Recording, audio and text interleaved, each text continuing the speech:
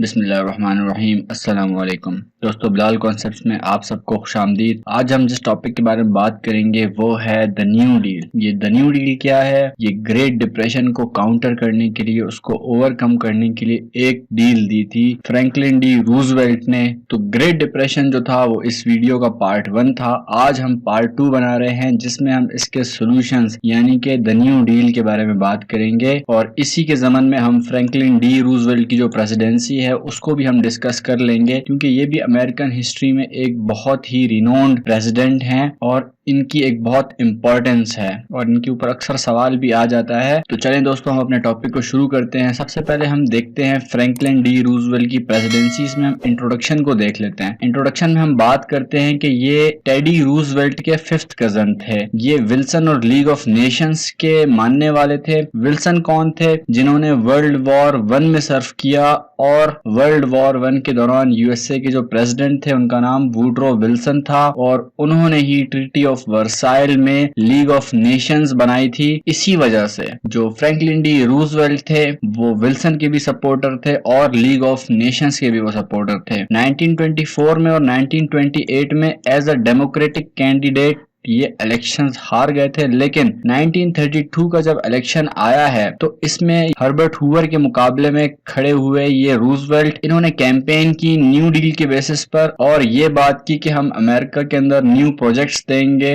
और हम जो ग्रेट डिप्रेशन के साइड इफेक्ट्स हैं उनको हम ओवरकम करेंगे, उनको रिड्यूस करेंगे। इसी कैंपेन की बेस पर इनको 58% पॉपुलर वोट्स मिले और 89% इलेक्टोरल वोट्स मिले इनको और ये प्रेसिडेंट बन गए। ये कीनेशियन इकोनॉमिक अप्रोच के मानने वाले थे। कीनेशियन इकोनॉमिक अप्रोच क्या है? तो ब्रिटिश के एक इकोनॉमिस्ट थे जिनका नाम था जॉन मेनर्ड कीन्स। इनका मानना यह था कि गवर्नमेंट के पास जितना भी पैसा है वो सब खर्च किया जाए, एक्सपेंडिचर किया जाए और प्रोजेक्ट्स बनाए जाए और टैक्सेस जो हैं उनको रिड्यूस किया जाए, लोगों को अपॉर्चुनिटीज दी जाए और डिमांड क्रिएट की जाए। तो इसी इकोनॉमिक अप्रोच को फॉलो किया फ्रैंकलिन डी रूजवेल्ट ने, उसको नाम दिया द न्यू डील। अब जो हर्बर्ट हूवर थे उनका मानना यह था कि हम मार्केट के अंदर इंटरवेंशन नहीं करेंगे क्योंकि मार्केट जो होती है वो सेल्फ रेगुलेटरी होती है। इसी वजह से बहुत सारे लोगों ने उन्हें क्रिटिसाइज भी किया और अक्यूज भी किया कि ग्रेट डिप्रेशन के जिम्मेदार जो है वो हर्बर्ट हूवर हैं, क्योंकि इन्होंने मार्केट के लिए कोई पॉलिसी नहीं बनाई, मार्केट के ऊपर नजर नहीं रखी और मार्केट को अपने हाल पर छोड़ दिया। लेकिन फ्रैंकलिन डी रूजवेल्ट जो थे उनकी पॉलिसी यही थी कि मार्केट के अंदर इंटरवेंशन करना चाहिए ताकि बैंक्स वगैरह को फिक्स किया जा सके, एम्प्लॉयमेंट्स को रिस्टोर किया जाए और स्टॉक मार्केट्स को रेगुलेट किया जा सके। अब हम बात करते हैं द न्यू डील पॉलिसी। हम देखेंगे कि ये न्यू डील असल में है क्या। तो इसके अंदर बहुत सारी पॉलिसीज बनाई रूजवेल्ट ने, बहुत सारे प्रोजेक्ट्स दिए, बहुत सारी एम्प्लॉयमेंट अपॉर्चुनिटीज दी और उसी जॉन मेनर्ड कीन्स की पॉलिसी को अपनाते हुए इन्होंने अमेरिका के अंदर डिमांड क्रिएट की। सबसे पहले हम देखते हैं कि इन्होंने बैंकिंग पॉलिसीज क्या क्या बनाई। इन्होंने बैंक्स की जो है वो सबसे पहले क्लासिफिकेशंस की, बैंक्स को कैटेगराइज किया। इनकी कुछ कैटेगरीज थी। एक कैटेगरी में इन्होंने नॉर्मल बैंक्स को रखा था जिनको ज्यादा नुकसान नहीं हुआ था, वो अपनी नॉर्मल कंडीशंस में थे। बी कैटेगरी में इन्होंने रखा था वो बैंक्स जो विड्रॉल अलाउड करते हैं और जो भी उन बैंक से पैसा निकालना चाहता है वो पैसा निकाल सकता है। कुछ बैंक्स ऐसे थे जिनकी परसेंटेज लोअर थी, यानी कि वो इतना ज्यादा बिजनेस नहीं कर पा रहे थे, उनको इन्होंने सी कैटेगरी में रखा और डी कैटेगरी में इन्होंने उन बैंक्स को रखा जो कि बिल्कुल डंप हो चुके थे, क्लोज्ड हो चुके थे। दूसरे नंबर पे इन्होंने काम क्या किया कि इन्होंने बैंक हॉलीडे अनाउंस कर दिया ताकि ये इमरजेंसी बैंकिंग एक्ट पास कर सके। इसमें इन्होंने फायर साइड चैट्स भी की रेडियोस के थ्रू। मैंने आप लोगों को पिछले लेक्चर में बताया था कि रेडियोस का बहुत ज्यादा इस्तेमाल होने लगा था यूनाइटेड स्टेट्स के अंदर और लोग उन पर खबरें सुनते थे क्योंकि टीवीज देखने के और सिनेमास देखने के पैसे नहीं थे लोगों के पास। इन फायर साइड चैट्स के अंदर इन्होंने लोगों को अश्योर करवाया कि भाई आप लोग बैंक्स के अंदर पैसा डिपॉजिट करें, आप ये ना सोचें कि बैंक्स जो है ना वो इनसिक्योर हैं, बैंक्स बिल्कुल सिक्योर्ड हैं और आप लोग बराए मेहरबानी बैंक्स के अंदर अपना पैसा जरूर रखवाएं ताकि दोबारा से बैंक्स के अंदर बिलियंस ऑफ डॉलर्स रेज हो सकें। फिर इन्होंने एक ग्लास स्टीगल लेजिस्लेशन बनाई ताकि बैंकिंग को रिफॉर्म किया जा सके। इसके अंदर इन्होंने एक फेडरल डिपॉजिट इंश्योरेंस कॉर्पोरेशन बनाई 1933 के अंदर, जिसका मकसद क्या था कि इन्वेस्टमेंट बैंक्स को और रिटेल बैंक्स को अलग अलग किया जाए। इन्वेस्टमेंट बैंक्स वो होते हैं जो कि स्टॉक्स के अंदर काम करते हैं, स्टॉक्स को कंपनीज से लेकर आम आदमी को बेचते हैं। इनिशियल पब्लिक ऑफरिंग का आप लोगों ने नाम सुना होगा। तो सबसे पहले जो कॉर्पोरेशन होती है, कंपनीज होती हैं, वो जो शेयर इशू करती हैं सबसे पहले उसे इनिशियल पब्लिक ऑफरिंग कहते हैं, और वो किसी बैंक्स को सौंपा जाता है ये मामला, और वो बैंक्स फिर आगे लोगों को वो शेयर्स सेल आउट करता है। इन इन्वेस्टमेंट बैंक्स के और भी बहुत सारे फंक्शंस होते हैं, जैसे कि मर्जर्स एंड एक्विजिशंस को मैनेज करना, फिर हेजिंग को देखना भी इन्हीं बैंक्स का काम होता है। ये सब इकोनॉमिक्स के कॉन्सेप्ट्स हैं, इनकी डिटेल में हम नहीं जाएंगे। फिलहाल आप लोग इन्वेस्टमेंट बैंक्स के बारे में सिर्फ इतना ही समझे तो बेहतर है। रिटेल बैंक्स क्या होते हैं? जो लोगों को लोन्स देते हैं और उनके अकाउंट्स को मैनेज करते हैं, रिटेल बैंक्स का ये काम होता है। फिर इन्होंने लोगों को ये अश्योर करवाया, ये अश्योरेंस दी कि जो डिपॉजिट्स आप लोग करवाएंगे वो आपके 100% सेफ होंगे, और अगर किसी को भी नुकसान होगा तो फेडरल बैंक आपके नुकसान की तलाफी करेगा, आपको कॉम्पनसेट करेगा। लेकिन इन्होंने बैंक्स को नेशनलाइज नहीं किया। ऐसी कंडीशन में आम हालत में जो गवर्नमेंट्स होती हैं वो बैंक्स को नेशनलाइज कर लेती हैं, यानी कि अपने कंट्रोल में ले लेती हैं। लेकिन इन्होंने ऐसा कुछ नहीं किया। डायरेक्टली इन्होंने इंटरवेंशन नहीं की, इनडायरेक्टली इन्होंने पॉलिसीज बनाकर बैंक्स को दोबारा से रेगुलेट किया। अब हम इनकी जो सेकंड पॉलिसी है वो देखते हैं कि इन्होंने एम्प्लॉयमेंट अपॉर्चुनिटीज कैसे दी लोगों को। सबसे पहले उन्होंने फेडरल इमरजेंसी रिलीफ एक्ट पास किया 1933 में। इसमें इन्होंने $3 बिलियन दिए कॉलोनीज को, स्टेट्स को और काउंसिल्स को, ताकि जिन भी लोगों को नुकसान हुआ है उनको कुछ न कुछ पेमेंट की जाए उनको, ताकि वो अपना घर चला सकें, अपना रोजगार चला सकें और भूखे ना मरें। इसमें इन्होंने 3 बिलियन के अलावा और भी बहुत सारे डॉलर्स वगैरह दिए ताकि जो अमेरिकन जिनको जरूरत है वो कंपनसेट हो सकें। फिर इन्होंने सिविलियन कंजर्वेशन कॉर्प्स 1933 में बनाया। इसमें इन्होंने 2 मिलियन अनएम्प्लॉयड और अनमैरिड लोगों को जिनकी एज 17 to 25 थी उनको कंस्ट्रक्शंस के काम दिए, प्लांटेशन ऑफ ट्रीज के काम दिए, कुएं वगैरह खोदने के काम दिए इनको, ताकि उनका काम स्टार्ट हो सके, उन्हें कुछ पेमेंट्स मिल सकें और गवर्नमेंट को भी कुछ फायदा हो जाए, कंस्ट्रक्शंस वगैरह, प्लांटेशन ऑफ ट्रीज वगैरह। तो ये एक प्रोजेक्ट था इनका। इसमें इन्होंने कंपनसेट किया अनएम्प्लॉयड और अनमैरिड लोगों को। इन्हीं लोगों को $30 पर मंथ दिए जाते थे ताकि वो अपनी फैमिलीज को सपोर्ट कर सकें। फिर इन्होंने तीसरा काम इसमें यह किया कि इन्होंने सिविल वर्क्स एडमिनिस्ट्रेशन जो कि 1933 में बनाया। इसमें इन्होंने 2.5 मिलियन पीपल को एम्प्लॉय किया, जिनमें राइटर्स भी थे और आर्टिस्ट वगैरह भी थे, और भी बहुत सारे लोग थे इसके अंदर। इनको इन्होंने $15 पर वीक दिया। फिर उन्होंने वर्क्स प्रोग्रेस एडमिनिस्ट्रेशन कायम किया 1935 में, जिसके इन्होंने हैरी हॉपकिंस को इसका एडमिन बनाया और $11 बिलियन के प्रोजेक्ट्स दिए इसके अंदर। इसमें इन्होंने 9 मिलियन पीपल को एम्प्लॉय किया। इन्होंने ऐसे प्रोजेक्ट्स दिए जिसमें रोड्स बनाने थे, ब्रिजेस बनाने थे, साथ ही साथ मिलिट्री इक्विपमेंट्स बनाने के भी प्रोजेक्ट्स थे इनके अंदर, मिलिट्री इंफ्रास्ट्रक्चर बनाने के भी प्रोजेक्ट्स थे इसके अंदर। गर्ज ये कि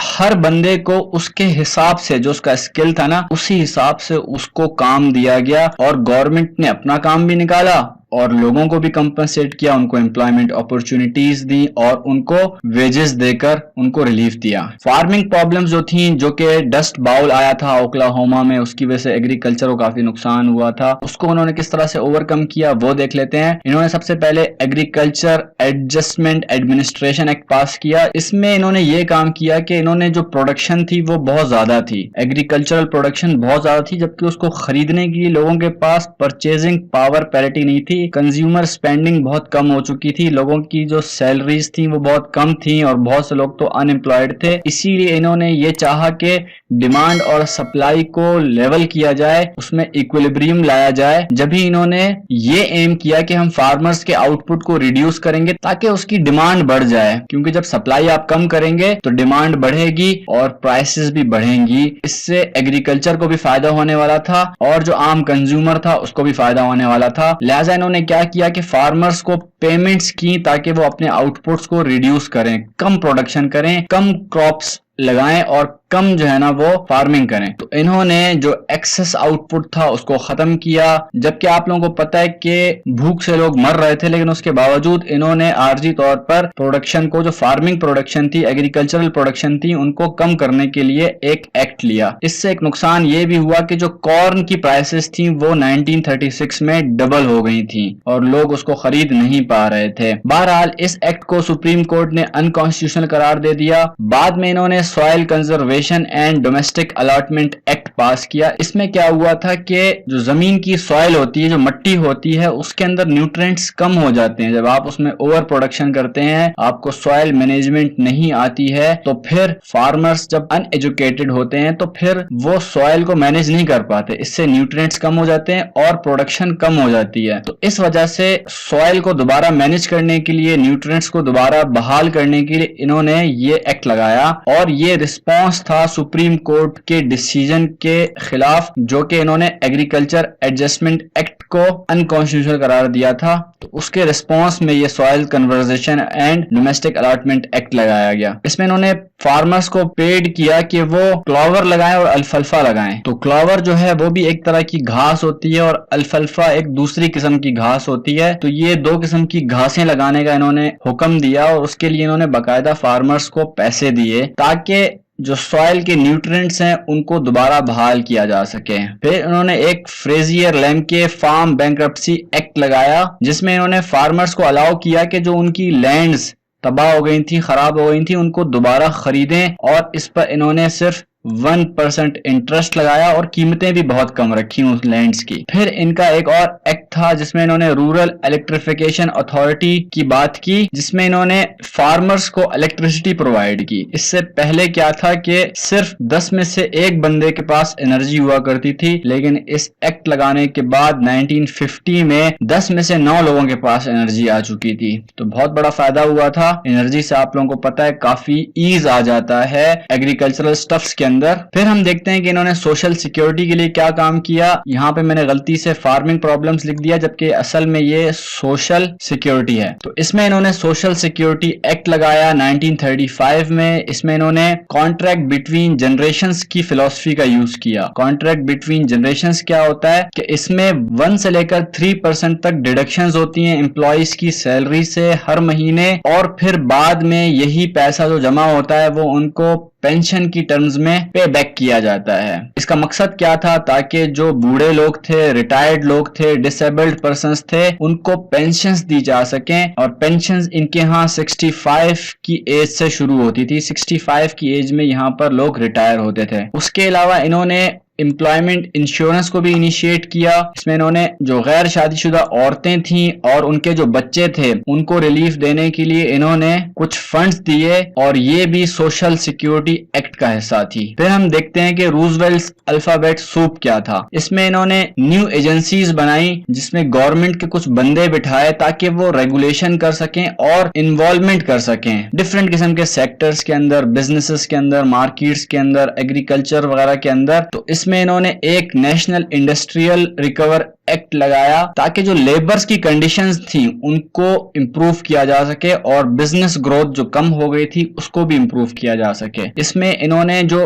अनफेयर बिजनेस प्रैक्टिसेस थी उनको इन्होंने कट आउट किया ताकि वेस्टफुल कंपटीशन से बचा जा सके। NIR जो था, यहाँ पे NRA लिख दिया है जबकि असल में NIR है। इसकी मदद से इन्होंने प्रोडक्शन कोटा सेट किया और न्यू फैक्ट्रीज के ऊपर रिस्ट्रिक्शंस लगाई जो कि इनकॉम्पिटिटिव बिजनेसेस थे, फैक्ट्रीज थी, उनके ऊपर इन्होंने रिस्ट्रिक्शंस लगाई। प्रोडक्शन कोटा लगाया कि भाई एक हद लगा दी कि इससे ज्यादा आप प्रोडक्शन नहीं कर सकते, क्योंकि अगर प्रोडक्शन ज्यादा होगी, जैसे कि पहले ग्रेट डिप्रेशन में हुआ था कि प्रोडक्शन ज्यादा थी और डिमांड कांस्टेंट थी, फिर उस प्रोडक्शन को मीट करने के लिए आपको डिमांड चाहिए, डिमांड कहां से आएगी, फिर आहिस्ता आहिस्ता कीमतें गिरती हैं और फिर रिसेशन और डिप्रेशन की तरफ मामला चले जाते हैं। तो इसीलिए इन्होंने प्रोडक्शन कोटा लगाया था ताकि प्रोडक्शन को कंट्रोल किया जा सके। इसमें इन्होंने चाइल्ड लेबर को भी अलाउ कर दिया था, बच्चों वगैरह को भी काम करने की इजाजत थी अगर वो भी काम करना चाहें। इन्होंने मैक्सिमम आवर्स और मिनिमम वेजेस भी सेट किए थे इसके अंदर कि भाई एक बंदा मैक्सिमम इतना काम करेगा 5 घंटे या 6 घंटे, और मिनिमम वेजेस भी सेट की कि भाई इतनी तनख्वाह मिलेगी किसी को,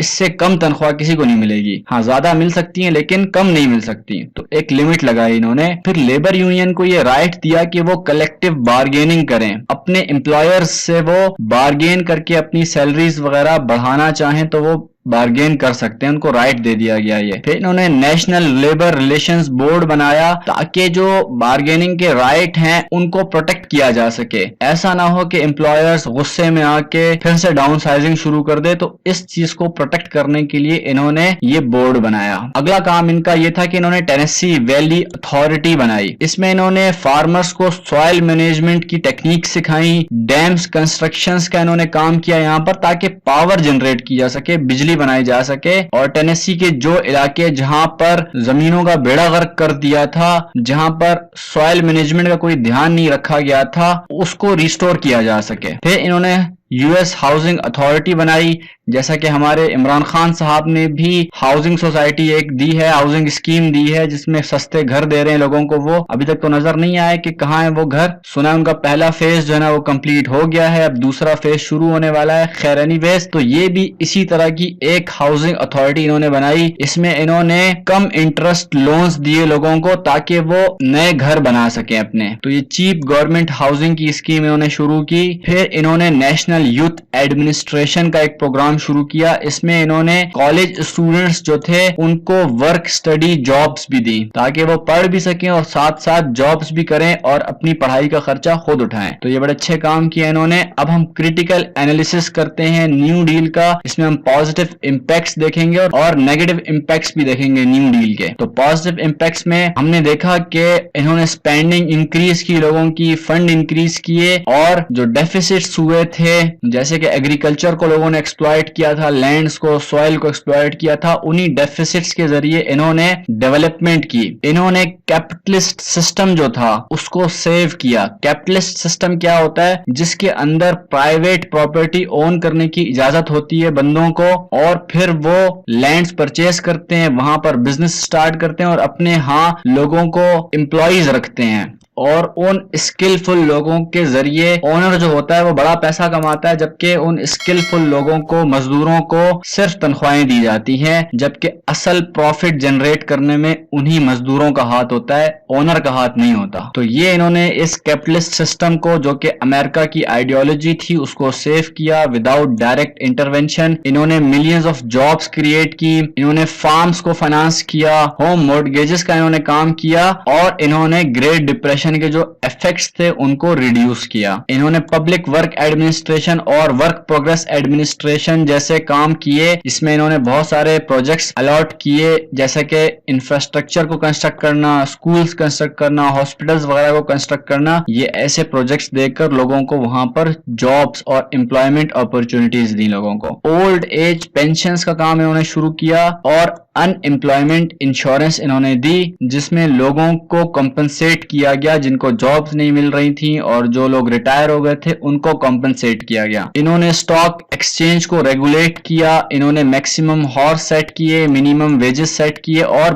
बार्गेनिंग के राइट्स दिए लोगों को। तो ये हो गए पॉजिटिव इंपैक्ट्स। अब हम नेगेटिव इंपैक्ट्स देखते हैं न्यू डील के, कि 1939 में अनएम्प्लॉयमेंट जो थी वो अभी तक भी 19% थी अमेरिका के अंदर, और ये बहुत बड़ी बात थी। ब्यूरोक्रेसी के अंदर इन्होंने बहुत ज्यादा लोगों को बिठा दिया था, ब्यूरोक्रेसी को उन्होंने बढ़ा दिया था बहुत ज्यादा। वहां पर मिलियंस ऑफ वर्कर्स थे, मगर तनख्वाहें बहुत कम थी, लैक ऑफ फंडिंग थी, और इतने ज्यादा जब लोग होते हैं तो फिर इनएफिशिएंसी आती है एडमिनिस्ट्रेशन के अंदर। इन्होंने पुअर रिच डिवाइड को बिल्कुल भी कंसीडर नहीं किया। जैसा कि मैंने आप लोगों को पहले बताया था कि जो टॉप के 10% लोग थे अमेरिका के अंदर, उनकी सैलरी में जो इंक्रीमेंट होता था वो 75% से होता था, जबकि जो बॉटम के 90% लोग थे उनकी सैलरीज में सिर्फ 9% इजाफा होता था, और ये पुअर और रिच गैप बहुत ज्यादा वाइड हो चुका था। इसको इन्होंने बिल्कुल भी कंसीडर नहीं किया, और ये यूएसए की जो लिबरल वैल्यूज थी उसको डिस्ट्रॉय करने का एक फैक्टर था। उसके लिए बिल्कुल एक डिस्ट्रॉइंग फैक्टर था ये। इसमें जो डेमोक्रेट्स थे और रिपब्लिकन्स थे,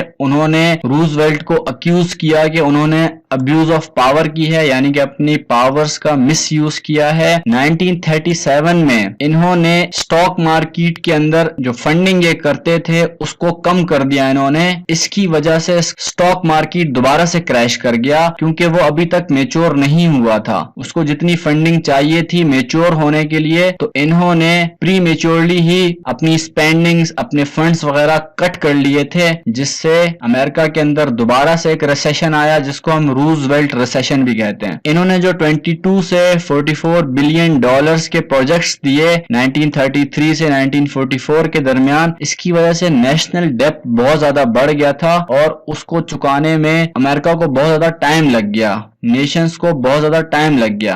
फिस्कल डेफिसिट अभी तक वहीं पर था। फिस्कल डेफिसिट क्या होता है कि देखें, एक तरफ आपकी इनकम होती है और एक तरफ आपका एक्सपेंडिचर होता है। तो जब आपकी इनकम कम हो जाए और एक्सपेंडिचर्स आपके ज्यादा हो जाएं, तो इसको हम फिस्कल डेफिसिट कहते हैं। तो ये काम अभी तक अमेरिका के अंदर हो रहा था। इनकम्स कम थी लेकिन लोगों के जो एक्सपेंडिचर्स थे, अखराजात थे, वो ज्यादा हो गए थे। इस चीज को भी कंसीडर नहीं किया गया। आखिरी जो इनका नेगेटिव इम्पैक्ट था कि जो इन्होंने एक्ट्स वगैरह पास किए थे बहुत सारे, वो कॉन्स्टिट्यूशन से मीट नहीं करते थे, तो सुप्रीम कोर्ट ने इनके कई सारे एक्ट्स को अनकॉन्स्टिट्यूशनल करार दे दिया था। ये भी एक नेगेटिव इम्पैक्ट था न्यू डील का। अब हम देखते हैं कि रूजवेल्ट वर्सेस जुडिशरी, यानी कि रूजवेल्ट के कौन कौन से एक्ट्स थे जिनको जुडिशरी ने अनकॉन्स्टिट्यूशनल करार दिया। इसमें 1935 में स्टेटर जो थे उन्होंने फ्रैंकलिन डी रूजवेल्ट के नेशनल रिकवरी एक्ट को अनकॉन्स्टिट्यूशनल करार दे दिया। फिर बटलर वर्सेस रूजवेल्ट होता है मामला, इसमें बटलर ने एग्रीकल्चरल एडजस्टमेंट एडमिनिस्ट्रेशन को अनकॉन्स्टिट्यूशनल करार दे दिया। अब हम देखते हैं Roosevelt court packing scheme.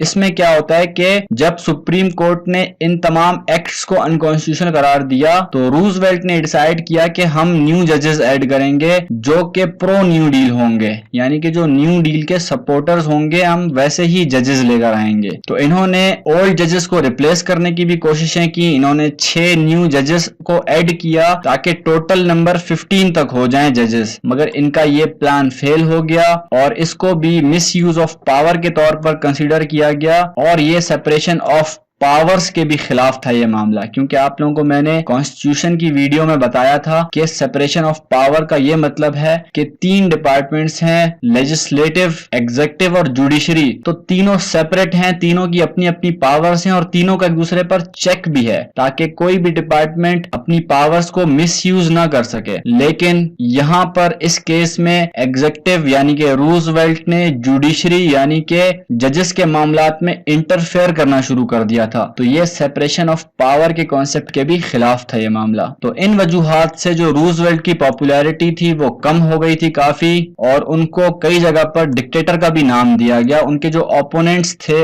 Opposition जो थी, उन्होंने रूजवेल्ट को डिक्टेटर का नाम देना शुरू कर दिया। जबकि जो जज ओवन रॉबर्ट थे वो न्यू डील के खिलाफ थे, लेकिन बाद में उन्होंने सोशल सिक्योरिटी एक्ट को सपोर्ट करना शुरू कर दिया था। उसके बावजूद इन्होंने जजेस को रिप्लेस करने का शौक पैदा किया और अपने आप को बदनाम करवाया। लेगेसी देखते हैं, सोशल सिक्योरिटी जो है वो आज तक जारी है, जिसमें पेंशन्स वगैरह हैं, एम्प्लॉयमेंट अपॉर्चुनिटीज हैं काफी सारी, और कॉम्पनसेशंस हैं लोगों के लिए, प्रोजेक्ट्स वगैरह के अंदर एम्प्लॉयमेंट अपॉर्चुनिटीज हैं। तो ये मामलात आज तक जारी हैं यूएसए के अंदर। ग्लास स्टीगल एक्ट जो है उसने इकोनॉमिक रेगुलेशंस को बिल्कुल चेंज कर दिया यूएसए के अंदर। कंक्लूजन की बात करते हैं तो बेशक पूरी तरह से न्यू डील अचीव नहीं हो सकी, बहरहाल बहुत हद तक न्यू डील ने इकोनॉमिक स्ट्रक्चर को और पॉलिटिकल स्ट्रक्चर को तबाह बर्बाद होने से बचा लिया था। उसके बाद 1933 से 1939 के बीच में यूएसए का जो इकोनॉमिक सिस्टम था वो मजीद ग्रो हुआ और उसके बाद वर्ल्ड वॉर 2 शुरू हो गई थी। तो अमेरिका ने जो काम वर्ल्ड वॉर 1 में किया था वही काम वर्ल्ड वॉर 2 में भी किया। उसने फिर से